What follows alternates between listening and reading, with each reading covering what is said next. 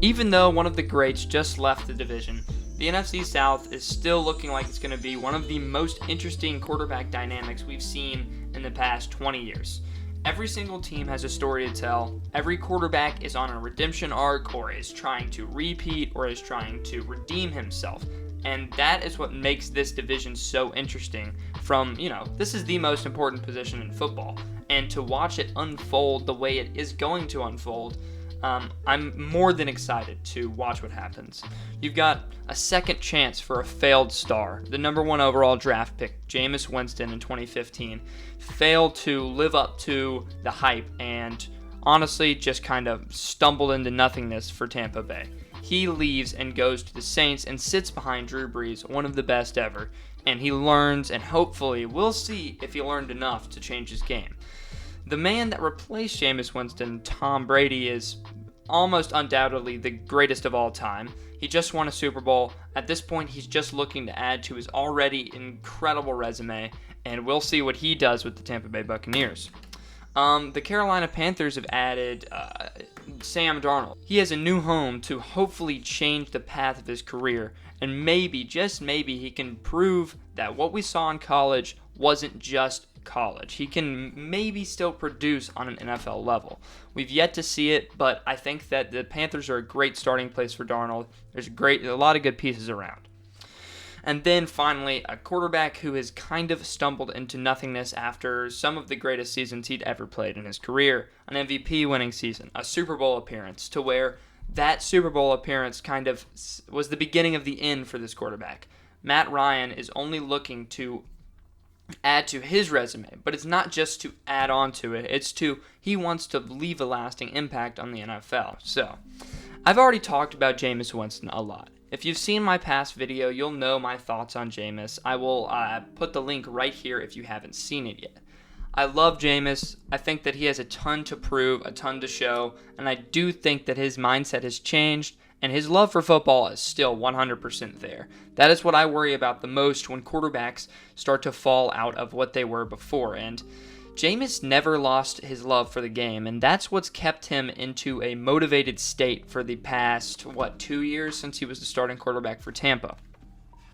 Everything that I've seen around Jameis is going to click. I think that the Saints team is still incredibly underrated. Jameis has a younger arm. He can throw deep. Sean Payton hasn't lost a step. The O-line is still fantastic. We just paid Ryan Ramczyk. We've got a few receivers that have a lot to prove. Traquan Smith, Marquez Callaway, Deontay Harris. These guys might not be stars yet, but I think that they have a ton of room to show who they are and what they bring to the table. Alvin Kamara is one of the best running backs in the NFL. Michael Thomas, one of the best receivers in the NFL. We've got a star-studded defense with a fantastic offensive line and one of the best offensive coaches in NFL history. If you look at that and you tell me they have Jameis Winston, they're going to suck, you don't know what you're talking about, in my humble opinion. So, those are my thoughts on the Saints. I'm a little biased as I am a Saints fan, but that is a discussion for another day. We'll see what happens when the season starts. So, let's get into some of the other quarterbacks. Obviously, what I would call a less interesting redemption arc, or not really redemption arc at all, is Tom Brady and what he's done for the Tampa Bay Buccaneers. They're coming off a Super Bowl win. I didn't expect it. I don't think a lot of people expected it, but it happened.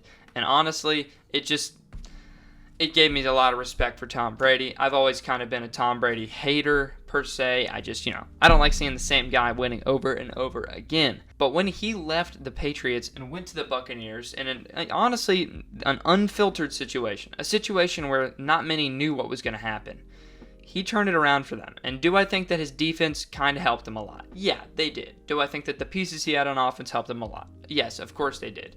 But Tom Brady, it's undoubtedly led this team to a Super Bowl. Without him, they don't win a Super Bowl. And, I mean, if you didn't see him as the GOAT before, you have to see him as the GOAT now. He really is the greatest to ever do it. Greatest to ever put on a helmet, and it's honestly clear to me that nothing will change that unless Patrick Mahomes, repeats again and again.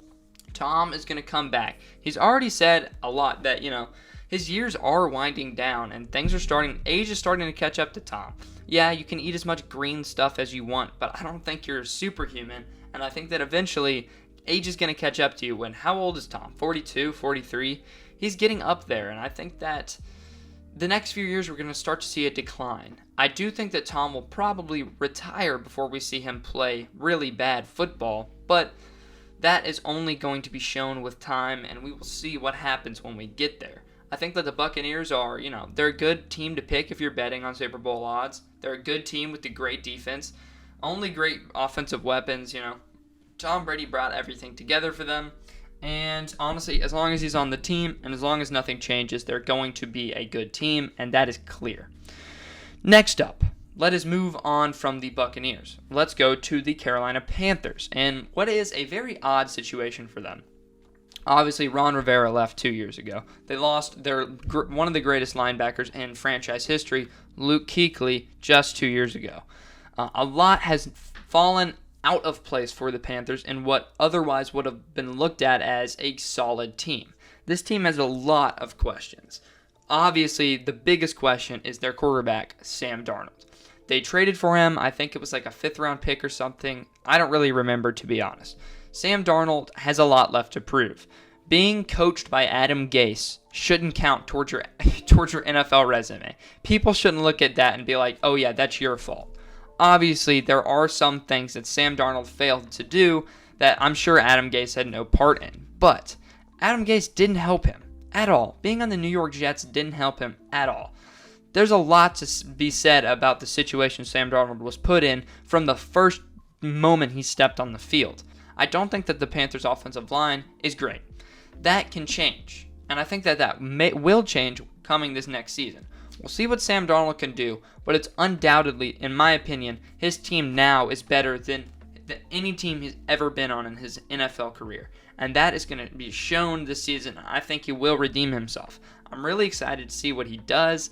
Obviously, I hope he doesn't beat my Saints too often, but I really like Sam Darnold, and I think he still has a lot to show.